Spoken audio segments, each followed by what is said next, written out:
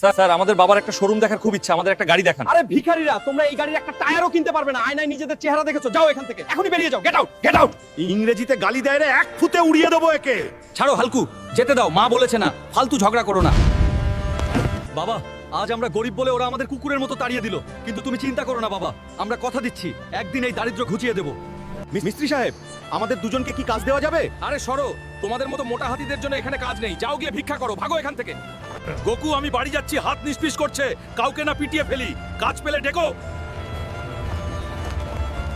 শালাই নাল্লা YouTuber গুলো আমাকে কোথাও মুখ দেখানোর মতো রাখেনি, এখন একটা পিঁপড়ের মতো মানুষও আমাকে ধমকিচ্ছে। আমি হলাম হালকু, হালক। আসুন আসুন, টমেটো সিংকে হারান আর 1000 কোটি টাকা নিয়ে যান লালুপুর আখড়া থেকে।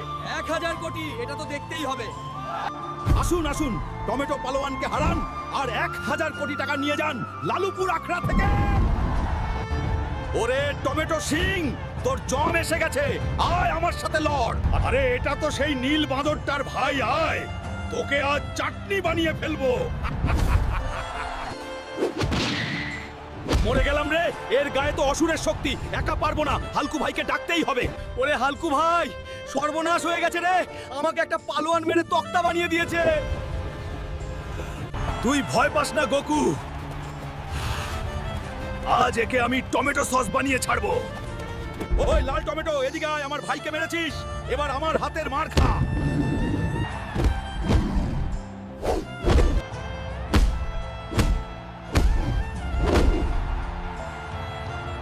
জয়ী হলো আমাদের হালকু ভাই।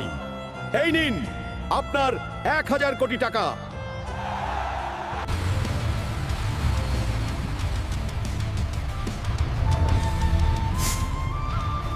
ওই ম্যানেজার, আজ আমরা ভিখারি হিসেবে আসিনি, এই 1000 কোটি টাকা ধর আর তোর শোরুমের সবচেয়ে দামি সোনালী গাড়িটা আমাদের বাবার জন্য প্যাক কর। আর হ্যাঁ, এই ভাঙা কাঁচ মেরামতের জন্য ও কিছু টাকা রেখে দিস। বাবা, এই দেখো তোমার জন্য 1000 কোটির গাড়ি নিয়ে এসেছি। ওরে আমার সোনার ছেলেরা, তোরা সত্যিই করে দেখালি, তোদের মতো ছেলে যেন সবার ঘরে ঘরে হয়।